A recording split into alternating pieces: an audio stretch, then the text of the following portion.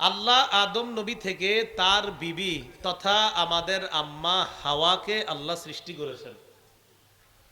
ওয়াবাসসা মিনহুমা রিজালান কাসীরাও ওয়া নিসাআ। আদম এবং হাওয়া তাদের উভয়ের মাধ্যমে আল্লাহ অসংখ্য অগণিত নারী পুরুষ সারা পৃথিবীতে ছড়িয়ে দিয়েছেন।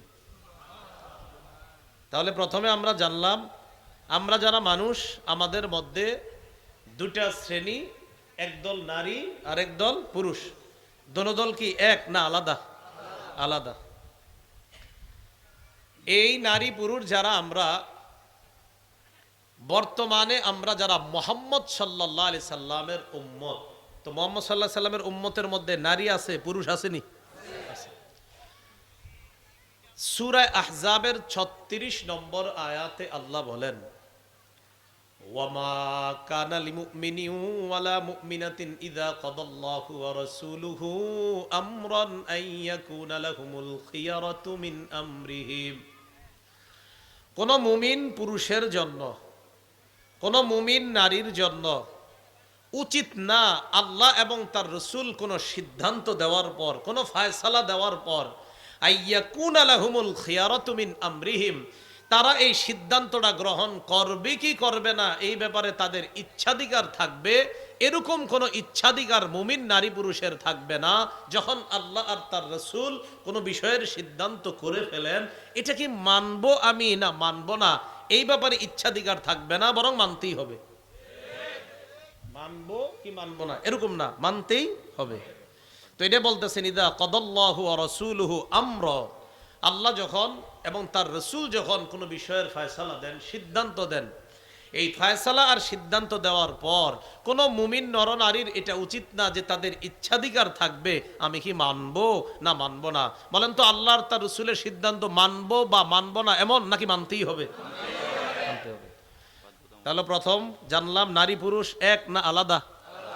দ্বিতীয় জানলাম মুমিন নারী পুরুষ আল্লাহ আর তার রসুলের সিদ্ধান্ত মেনে নিতে ওয়াদাবদ্ধ। আল্লাহ বলেন, ওয়ামাই ইয়াসিল্লাহা ওয়া রাসূলাহু ফাকাদ দাল্লা দালালাম মুবিনা। আল্লাহ আর তার রসুলের নাফরমানি যে করবে সে স্পষ্ট পথভ্রষ্ট হয়ে যাবে। নাউজুবিল্লাহ। এবার আমরা নারীদের কিছু বিষয় আমরা জানবো। নারীদের কেন? যেহেতু আলোচ্য বিষয়টা শরীয়ী পর্দা, আর এই বিষয়টা তাদের সাথে বেশি সম্পৃক্ত। নারীদেরকে আল্লাহ পাক রব্বুল আলামিন হুকুম করেছেন সূরা আহজাবের ৩৩ নম্বর আয়াতে। আল্লাহ তাদেরকে বলেছেন ঘরে থাকতে। কোথায় থাকতে? তো নারীদের কি বাহিরে প্রয়োজন থাকে না? হ্যাঁ, বাহিরে যাওয়া যাবে। বাহিরে যেতে হলে নিয়ম কানুন পালন করে শরীয়ী পর্দার মাধ্যমে যেতে হবে, অন্যথায় জাহিলি যুগের নারীদের মতো বাহিরে যাওয়া যাবে না। সূরা আহজাবের ৩৩ নম্বর আয়াতে আল্লাহ বলেন, ওয়াকরনা ফি বুয়ুতিকুন্না ওয়ালা তাবাররাজনা তাবাররুজাল জাহিলিয়াতিল উলা ওয়া আকিমনাস সালাতা ওয়া আতিনাজ যাকাতা ওয়া আতি'নাল্লাহা ওয়া রাসূলা। ওয়াকরনা ফি বুয়ুতিকুন্না, তোমরা তোমাদের গৃহে অবস্থান করো। নবীর বিবিদের মাধ্যমে সারা দুনিয়ার নারীদেরকে আল্লাহ জানিয়ে দিচ্ছেন তোমরা তোমাদের ঘরে অবস্থান করো। ওয়ালা তাবাররাজনা তাবাররুজাল জাহিলিয়াতিল উলা, তোমরা জাহিলি যুগের নারীদের মতো বাহিরে সৌন্দর্য প্রদর্শন করবে না, বাহিরে বের হবে না। প্রাক জাহিলি যুগের যেই নারীরা, তাদের মতো বাহিরে তোমরা বের হবে না। এখন ওই যুগের জাহিলি যুগের নারীরা কিভাবে বের হতো? এক তাফসিরে আসছে তারা এইভাবে বের হতো। একটা জামা পরিধান করত নারীরা, এই গলা থেকে নিচ পর্যন্ত পুরা ফাড়া থাকতো দুই সাইডে। আমরা বর্তমানে যেমন পাঞ্জাবি পরি বা আমাদের মা বোনরা যে কামিজগুলা পরে, এটা তো আপনার নির্দিষ্ট একটা অংশ থেকে ফাড়া থাকে দুই পাশে। ওই যুগের নারীদের এই জামাগুলো আপনার গলা থেকে নিচ পর্যন্ত দুই পাশে ফাড়া থাকতো। আর তারা কি করতো? ওয়াকানাত তামশি বাইনা ইয়াদাইর রিজাল। তাফসীর কারক মুজাহিদ রহমতুল্লাহ আলাই বলেন, এই জাতীয় পোশাক পরে তারা পুরুষদের সাথে একসাথে রাস্তায় হাঁটা চলা করত। তো আল্লাহ বলেন তোমরা তাদের মতো বাহিরে যাবে না। ওয়াকিমনাস সালাতা ওয়া আতিনাজ যাকাতা ওয়া আতি'নাল্লাহা ওয়া রাসূলা। তোমরা নামাজ কায়েম করো। ওয়া আতিনাজ যাকাত, তোমরা যাকাত আদায় করো। ওয়া আতি'নাল্লাহা ওয়া রাসূলা, আল্লাহ এবং তার রাসূলের আনুগত্য করো। ইন্নামা ইউরিদুল্লাহু লিইউযহিবা আনকুমুর রিজসা আহলাল বাইত, বলেন আহলাল বাইত, আবার বলেন আহলাল বাইত। আল্লাহ কয় ইন্নামা ইউরিদুল্লাহু লিইউযহিবা আনকুমুর রিজসা আহলাল বাইত। হে আহলে বাইত, হে নবীর পরিবারের সদস্যবর্গ, হে নবীর বিবিগণ, আল্লাহ এই আহলে বাইতের মধ্যে নবীর বিবিগণকে বললেন। এখান থেকে বোঝা যায় আহলে বাইত শুধু হাসান হুসাইন আলী ফাতেমা তারা না, হাসান হুসাইন রাদিয়াল্লাহু আনহুমা তারাও আহলে বাইত, ফাতেমা রাদিয়াল্লাহু আনহা তিনিও আহলে বাইত, হযরত আলী তিনিও আহলে বাইত, নবীজির অন্যান্য নাতি নাতনি তারাও আহলে বাইত। ঠিক তেমনি ভাবে নবীর বিবি যারা তারাও আহলে বাইত। তারাও কি নাকি পাঁচজন? তাহলে তারাও কি আহলে বাইত।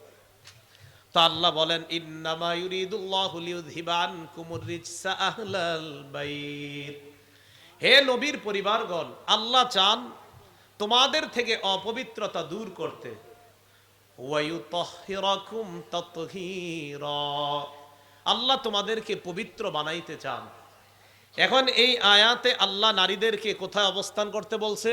ঘরে।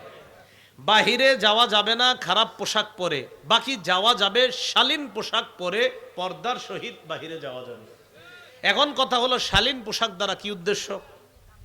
তো এটাও তো হইতে পারে আপনার মুখটা ঢাকলো না, বাকি এমনি শালীন ঢিলা ঢালা পোশাক পরে গেল, কিন্তু মুখ ঢাকলো না, কেউ যদি বলে। এই বিষয়টা আমরা জানবো সূরা আহজাবের 59 নম্বর আয়াত থেকে। সূরা আহজাবের 59 নম্বর আয়াতে আল্লাহ পাক রব্বুল আলামিন বলেন, ইয়া আইয়ুহান নাবিয়্যু কুল লিআজওয়াজিকা ওয়া বানাতিকা ওয়া নিসাইল মুমিনিনা ইউদিনিনা আলাইহিন্না মিন জালাবিবিহিন্না।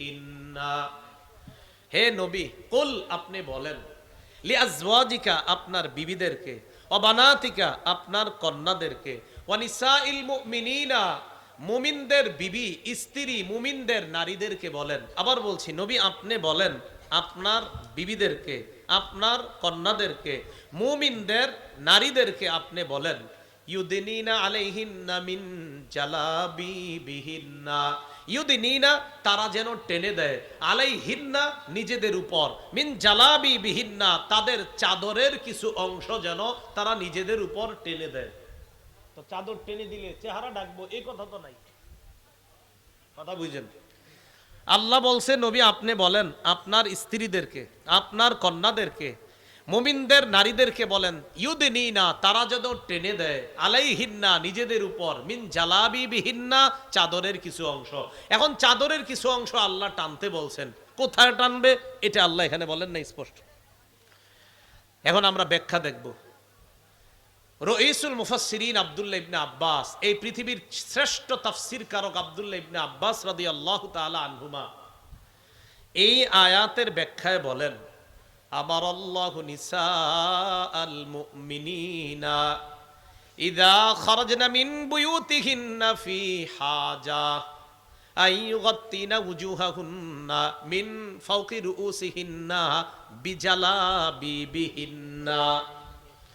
আব্দুল্লাহ ইবনে আব্বাস রাদিয়াল্লাহু তাআলা আনহুমা বলেন আমার সাথে সবাই, আল্লাহ নারীদেরকে আদেশ করেছেন যখন তারা কোনো প্রয়োজনে বাহিরে যাবে তখন তারা মাথার উপর থেকে তাদের চেহারার মধ্যে পর্দা করে তারপর বের হবে। তাহলে আল্লাহ বললেন চাদর টানতে। আব্দুল্লাহ ইবনে আব্বাস বলেন, দুনিয়ার মানুষ শোনো, তোমাদের বিবিরা, তোমাদের কন্যারা, তোমাদের নারীরা যখন বাহিরে যাবে তখন তারা আইয়ুগাত্তিনা ঢাকবে, উজুহাহুন্না তাদের চেহারা, মিন ফাওকি রুউসিহিন্না মাথার উপর থেকে, বিল জালাবিবিহিন্না তাদের চাদর দ্বারা। তাহলে বলেন তো আল্লাহর এই আয়াতের উদ্দেশ্য আমরা তাফসীর থেকে জানলাম মুখ সারা না মুখ সহ? মুখ সহ। আল্লাহ আমাদেরকে মা বোনদেরকে পর্দা করে মুখ ঢেকে বাহিরে যাওয়ার তৌফিক দান করেন। এখন মুখ ঢাকলে, পর্দা করে বাহিরে গেলে ফায়দা কি?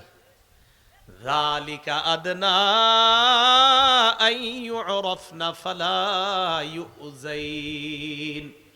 আল্লাহ কয় এতে তাদেরকে চেনা সহজ হবে যে তারা নারী, এতে তাদেরকে চেনা সহজ হবে যে তারা নারী।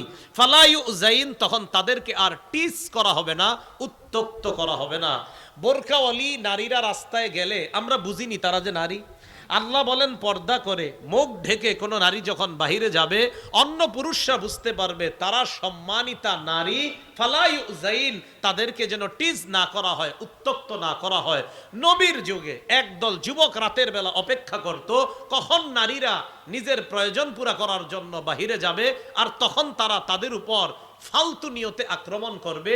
এই জাতীয় একদল যুবক ওই সময়ও বসে থাকতো, যেমন বর্তমানে স্কুলের দরজায় আর প্রধান গেটের আশেপাশে চা দোকানে 10-12 জন বসে থাকে। এইভাবে ওই জামানায় একদল যুবক থাকতো আপনার। তো রাতের বেলা নারীরা যখন বের হইতো তাদেরকে উত্তক্ত করতো। আল্লাহ বললেন নারীদেরকে বলবেন পর্দা করে বের হইতে। ফালা ইউযাইন, তখন অন্য যুবকরা বুঝবে ইনি একজন সম্মানিতা নারী। ফালা ইউযাইন, তখন আর তাকে টিস করা হবে না, উত্তক্ত করা হবে না। কষ্টের বিষয়, আমাদের দেশে পর্দা না করে একদল মানববন্ধন করছে আর বলছে ইফটিজিং বন্ধ করুন। আল্লাহ বলছেন পর্দা করলে চেনা যাবে তারা নারী, তখন তাদেরকে টিস করা হবে না। অথচ আপনি পর্দা ছাড়া বলছেন ইফটিজিং বন্ধ করুন। তো যে আল্লাহ বলতেছেন যে পর্দা করে নারীরা যখন বাহিরে যাবে তাদেরকে উত্তক্ত করা হবে না, আর আমরা পর্দা ছাড়া বলছি ইফটিজিং। ইভ অর্থ সতী সাদী নারী, ইভ অর্থ হযরত আদমের বিবি হাওয়া।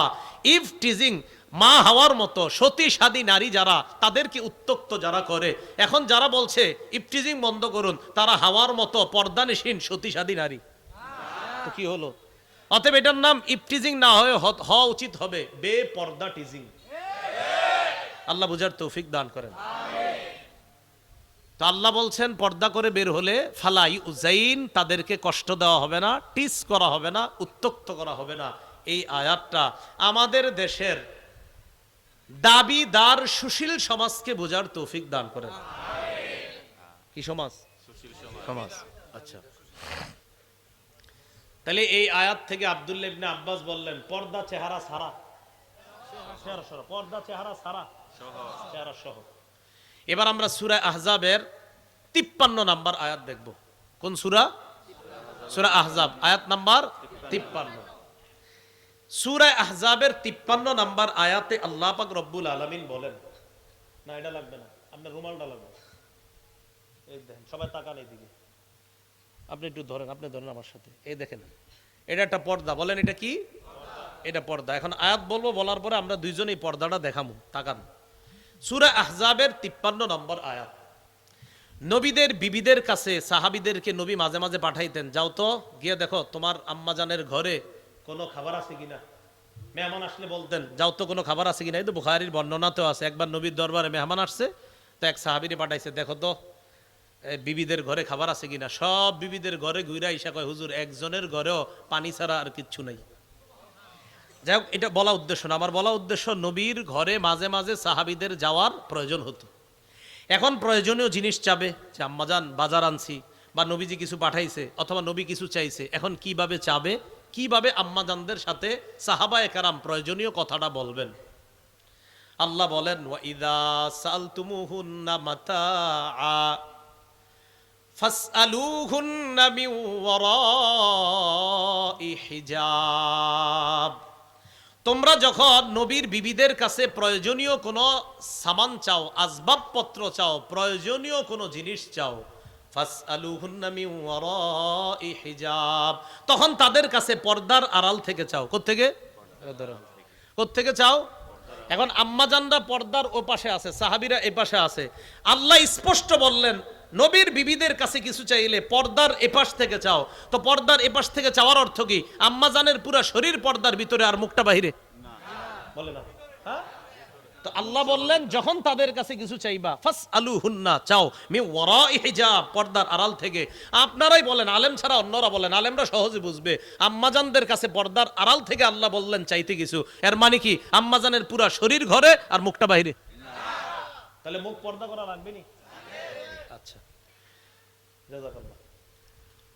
তো এই আয়াত থেকেও আমরা জানলাম যে মুখ এটা পর্দার অন্তর্ভুক্ত। এবার আমরা সূরা নূরের 31 নম্বর আয়াত জানবো। এই 31 নম্বর আয়াতের 3টা অংশ জানবো আমরা, মনোযোগ দিয়ে শুনি আমরা। আল্লাহ পাক রব্বুল আলামিন বলেন, وَقُلْ لِلْمُؤْمِنَاتِ يَغْضُضْنَ مِنْ أَبْصَارِهِنَّ وَيَحْفَظْنَ فُرُوجَهُنَّ وَلَا يُبْدِينَ زِينَتَهُنَّ। আমাদের অনেক যুবক ভাইয়েরা আছেন, আপনারা একটু মন দিয়ে শুনে, আপনাদেরকে অনেকে বুঝাবে যে চেহারা ঢাকতে হবে না, কিন্তু মাসালাগুলো মনে রাখেন। আল্লাহ বলেন, وَقُلْ لِلْمُؤْمِنَاتِ يَغْضُضْنَ مِنْ أَبْصَارِهِنَّ, নবী আপনি মুমিন নারীদেরকে বলেন, ইয়াগুদুদনা মিন আবসারিহিন্না, তারা যেন তাদের দৃষ্টি অবনত রাখে, ওয়াহফাজনা ফুরুজাহুন্না, তারা যেন তাদের লজ্জাস্থান হেফাজত করে, ওয়ালা ইউবদিনা যিনাতাহুন্না ইল্লা মা যাহারা মিনহা, আর তারা যেন তাদের সৌন্দর্য প্রদর্শন না করে। নবী আপনি মুমিন নারীদেরকে বলেন তারা যেন দৃষ্টি সংযত রাখে, অবনত রাখে, নিচে রাখে। 2, তারা যেন ওয়াহফাজনা ফুরুজাহুন্না, তাদের লজ্জাস্থান হেফাজত করে।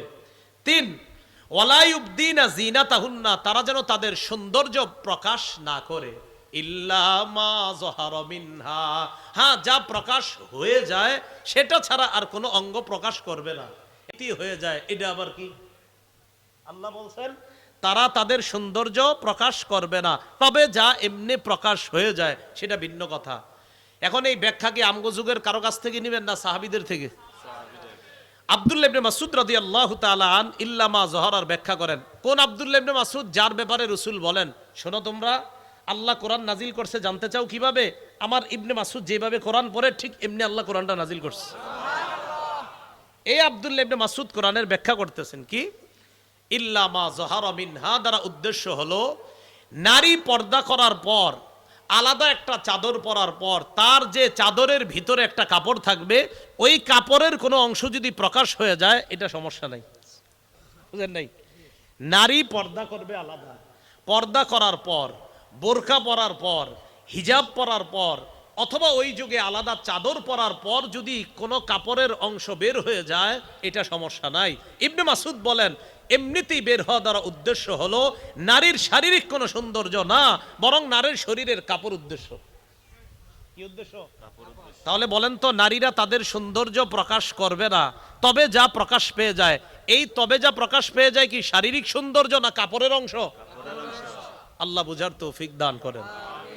তাহলে এখান থেকে আমরা জানলাম নারী তার সৌন্দর্য প্রদর্শন করবে না, যা প্রকাশ পেয়ে যায় দ্বারা উদ্দেশ্য নারী যখন বাহিরে অন্য পুরুষের সামনে চলাফেরা করবে তখন এমনিতেই যদি তার কোনো কাপড়ের অংশ প্রকাশ পেয়ে যায় সেটা আল্লাহ মাফ করে দিবেন।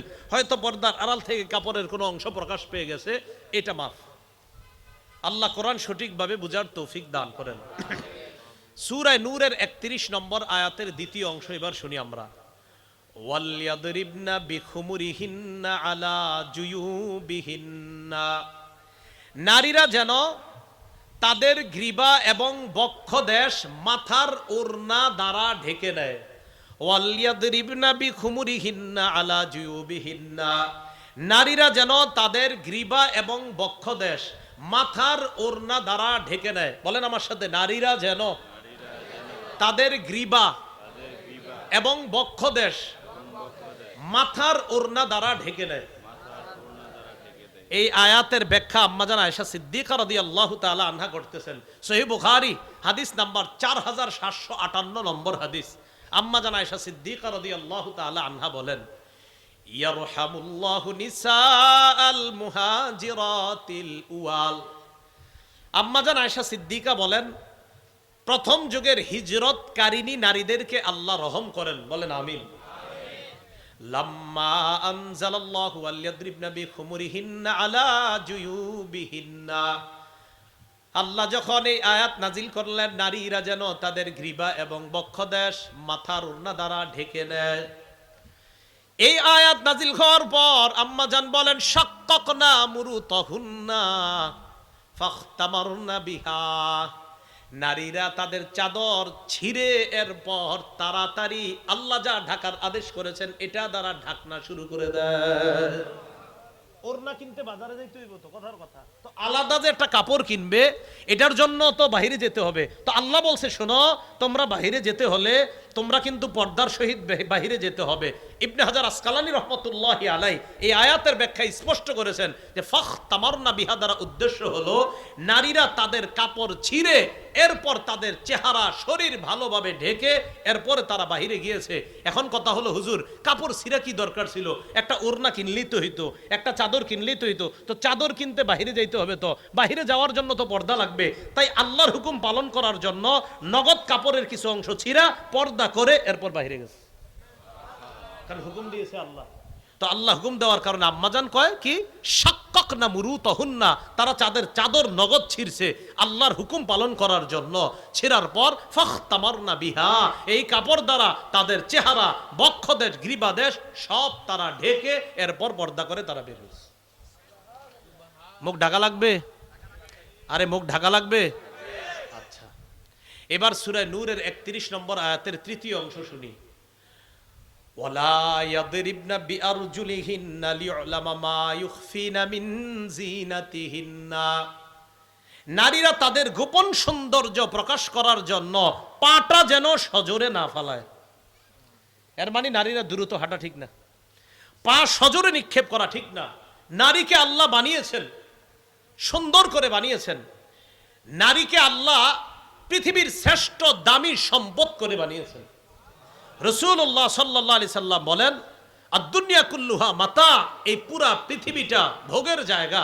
ওয়া খায়রু মাতা'id দুনিয়া আল মারআতুস সালিহা, পৃথিবীতে শ্রেষ্ঠ সম্পদ হলো একজন নেককার নারী। রাসূল নারীকে সম্মান দিয়ে আকাশে রাখলেন, আর আমাদের যুগে একদল নারীদের পক্ষপাতিত্ব করে তাদের আকাশে থাকা সম্মানকে জমিনের সাথে মিশাইতে চায়। আমাদের মা বোনদের সম্মান কি নিচে না অনেক উপরে? নবীজি বললেন যে মা বোনরা, নেককার নারী হলো পৃথিবীর শ্রেষ্ঠ সম্পদ।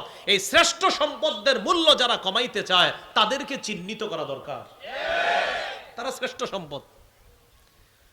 রাসূলুল্লাহ সাল্লাল্লাহু আলাইহি সাল্লাম তাদেরকে শ্রেষ্ঠ সম্পদ বলেছে। মুসলিম শরীফের হাদিস 3535 3535 নম্বর হাদিস। মোট হাদিস সংখ্যা হবে 7453টা। এখানে রাসূল স্পষ্ট বলছেন নারীরা, নেককার নারীরা পৃথিবীর শ্রেষ্ঠ সম্পদ। আল্লাহ আমাদের এই শ্রেষ্ঠ সম্পদগুলোকে মূল্যায়ন করার তৌফিক দান করুন। তাহলে সজোরে পা নিক্ষেপ করা যেখানে নিষেধ, সেখানে অন্য অঙ্গ প্রদর্শন করা জায়েজ। এবার তো কোরআন থেকে জানলেন, চলেন কিছু হাদিস জানি। এবার সহিহ বুখারীর বর্ণনা 4758 নম্বর হাদিস। তো আম্মাজান আয়েশা সিদ্দিকার একটা ব্যাপারে জানলাম। 4213 নম্বর হাদিস জানবো সহিহ বুখারীর। এরপরে আমরা জানবো 4141 নম্বর হাদিসটা। আগে 4213 নম্বর হাদিসটা জানি।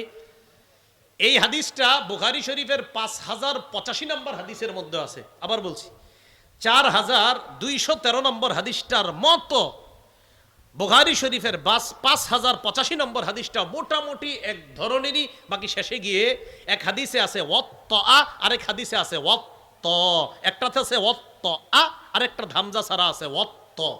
খুব মন দিয়ে শুনেন। এই হাদিসের ঘটনাটা রাসূলের এক বিবির সাথে, তার বিবির নাম হলো সফিয়া রাদিয়াল্লাহু তাআলা আনহা। এই সফিয়া রাদিয়াল্লাহু তাআলা আনহা ইহুদিদের নেতা হুয়াই ইবনে আখতাবের কন্যা। যেহেতু নেতার কন্যা, মুসলমানরা বিজয় লাভ করছে, সাহাবায়ে কেরাম পরামর্শ দিলেন হুজুর তিনি একজন নেতার কন্যা, এই নারীকে আপনি বিয়ে করলে তার মর্যাদাটা রক্ষা হবে। রাসূলুল্লাহ সাল্লাল্লাহু আলাইহি সাল্লাম হযরত সফিয়া রাদিয়াল্লাহু তাআলা আনহাকে বিয়ে করলেন। খুব মন দিয়ে বুঝবেন কথাটা। নবীর যুগে বিয়ে করলে অনেক সময় এমন হইতো ওই গ্রামের কেউ বিয়ে করতেছে, এই গ্রামের কেউ জানে না। অনেক সাহাবী নবীরা এসে বলতো হুজুর আমি তো বিয়ে করছি। তো নবীজি বলছেন বিয়ে করছো? হ্যাঁ। ও আচ্ছা আচ্ছা বিয়ে করছো। তাহলে দেখেন বিষয়টা কেমন। নবীর যুগে সাহাবায়ে কেরাম বিয়ে করতেন, বিয়ে করার পরে আয়েশা বলতেন হুজুর আমি বিয়ে করছি। জাবের রাদিয়াল্লাহু তাআলা আনহু যখন বিয়ে করছে, মিশকাত শরীফের হাদিস আছে, তো রাসূলের কাছে আসছে। আসার পরে নবীজির কয় হুজুর আমি বিয়ে করছি। আচ্ছা জাবের বিয়ে করছো? তারপরে হাদিসে কিছু প্রসঙ্গ আছে বিষয়টা, যাই হোক। তো ওই যুগে বিয়েটা ছিল সাদা সিধা সহজ সরল। আমাদের যুগে বিয়ের শুরু হয় গুনাহ দিয়ে, যে আগে ছেলে মেয়ে তারা রেস্টুরেন্টে দেখা করুক, তারপর আপনার গায়ে হলুদ হবে, পার্টি হবে, এরপর তো বিয়ের দিন হাজারো গুনাহের মাধ্যমে এই পবিত্র সম্পর্কের সূচনা করা হয়। এখন নবীজি যে বিয়ে করছে সাহাবীদের কেউ কেউ জানছে, সামনে সামনে যারা থাকে, লম্বা কাফেলা তো, অনেকে আবার জানে না। মন দিয়ে বুঝেন হাদিসটা। এই হাদিসের বর্ণনাকারী রাসূলের সাহাবী আনাস রাদিয়াল্লাহু তাআলা আন, যিনি নবীর খাদেম ছিলেন 10 বছর। কয় বছর? 10 বছর। তো খাদেম যার খেদমত করে তিনি কি বেশি জানবে তার সম্পর্কে না অন্যরা? খাদেম। আনাস রাদিয়াল্লাহু তাআলা আনহু বলেন, আকামা রাসূলুল্লাহ সাল্লাল্লাহু আলাইহি ওয়াসাল্লাম বাইনা খাইবার ওয়াল মদিনা সালাসা লায়াল। রাসূলুল্লাহ সাল্লাল্লাহু আলাইহি সাল্লাম খায়বার এবং মদিনার মাঝখানে 3 রাত অবস্থান করলেন। ইউবনা আলাইহি বিসফিয়া। কয় জানো কেন অবস্থান করছে?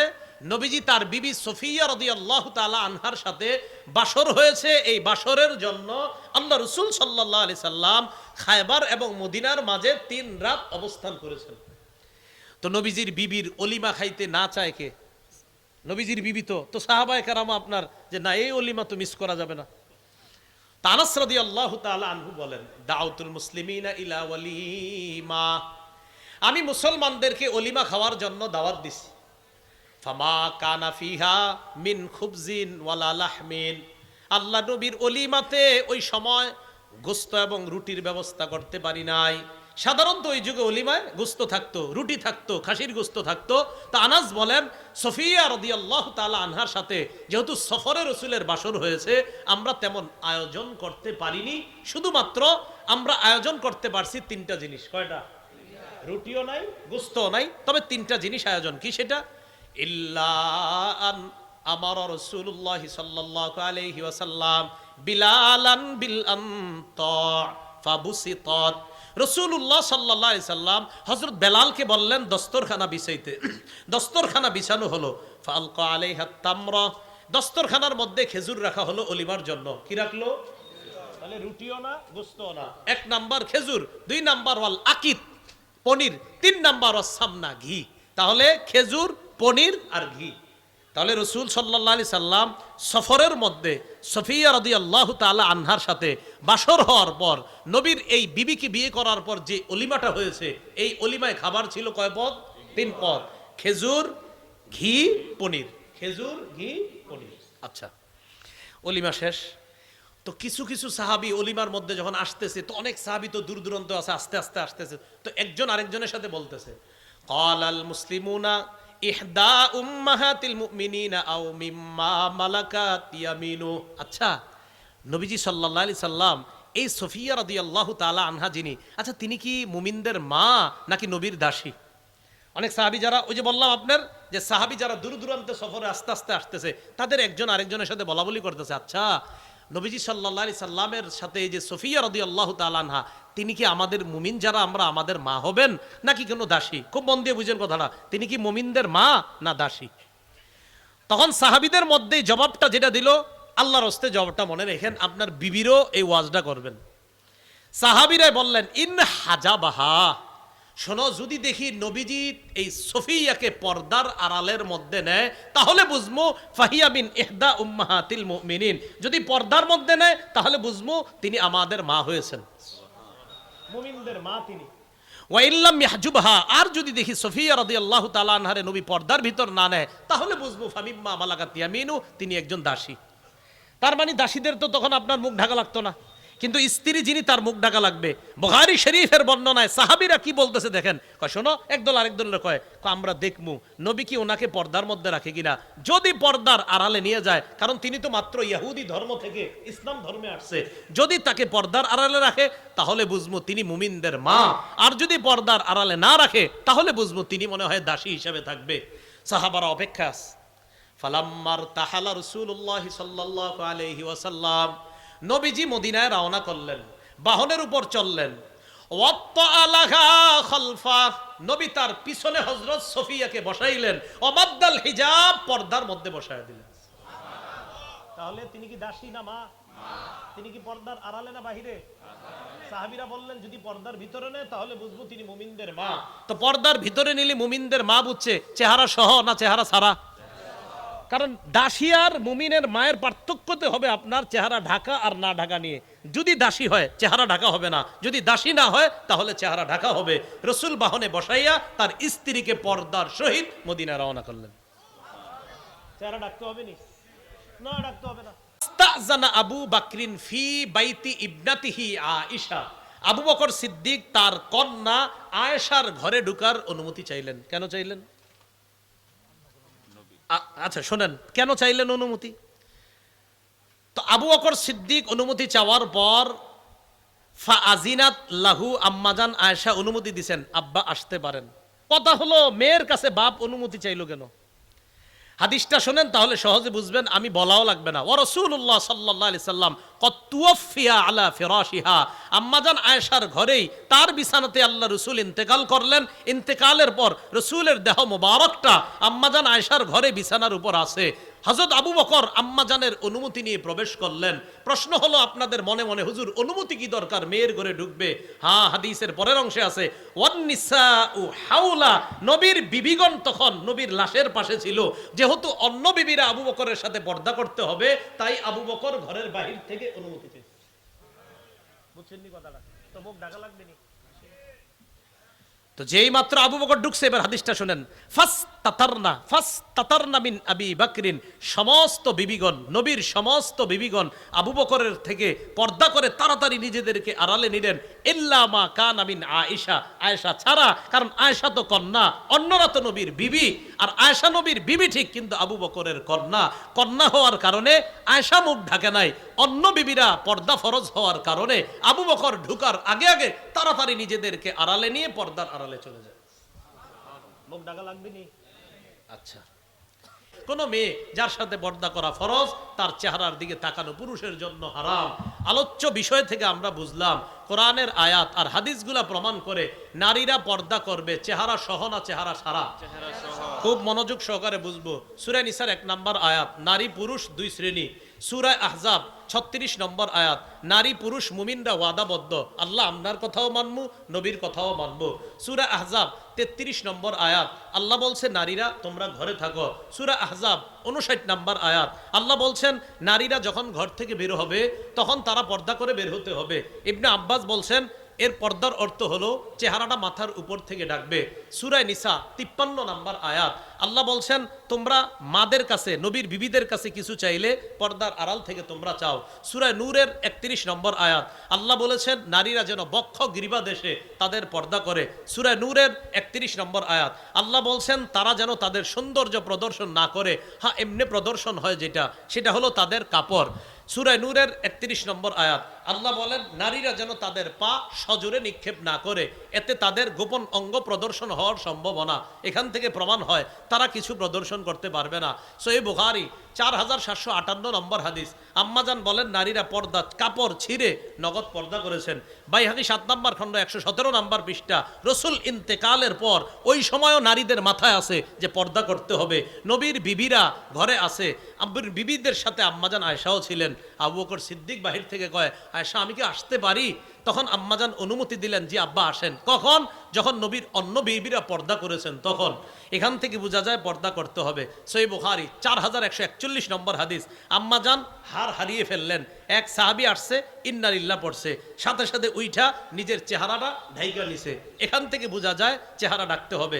সহিহ বুখারী হাদিস নাম্বার 4328 নম্বর হাদিস, রসুল সাল্লাল্লাহু আলাইহি ওয়াসাল্লাম একবার বললেন আবু মুসা আর বেলালকে সুসংবাদ গ্রহণ করো। লম্বা আলোচনার শেষে উম্মে সালামা পর্দার আড়াল থেকে কয়, ইয়া রাসূল আল্লাহ, হে বেলাল আর আবু মুসা, তোমরা তোমাদের এই মায়ের জন্য বরকতি পানি রাইখা দিও। আবু দাউদ শরীফের 2057 নম্বর হাদিস, আম্মাজান আয়েশা কয় আমার কাছে দুধ চাচা আসছে। আমি কই না, আপনি আমার কিসের চাচা? নবী আয়েশা কইছে হ্যাঁ, সে তোমার দুধ চাচা। এই বিষয়গুলা থেকে আমাদের কাছে স্পষ্ট। ও মুসনাদে আহমদ 5 নম্বর খণ্ড 424 নম্বর পৃষ্ঠা, তোমাদের কেউ কোনো মেয়েরে বিয়ের প্রস্তাব দিলে তারে দেখতে পারবে, বোঝা গেল সে ছাড়া অন্য যারা আছে ওই মেয়েদের চেহারা দেখা যাবে না। সবগুলা প্রমাণ করে ইনসাফের সাথে ভদ্রতার সাথে বলছি আমরা, পর্দার অর্থ হলো চেহারা সহ নারীরা ঢিলে ঢালা পোশাক পরে তারা পর্দা করবে, এটাকেই শরীয়ী পর্দা বলা হয়। বলা হয়? শরীয়ী পর্দা। আল্লাহ আমাদের সকলকে যে কথাগুলা শুনলাম বললাম এই কথাগুলা বুঝে শুনে অন্যদের কাছে প্রচার করার তৌফিক দান করেন। সুবহানাল্লাহি ওয়া বিহামদি, সুবহানাকাল্লাহুম্মা ওয়া বিহামদিকা আশহাদু আল্লা ইলাহা ইল্লা আনতা আস্তাগফিরুকা ওয়া আতুবু ইলাইক। বিসমিল্লাহ।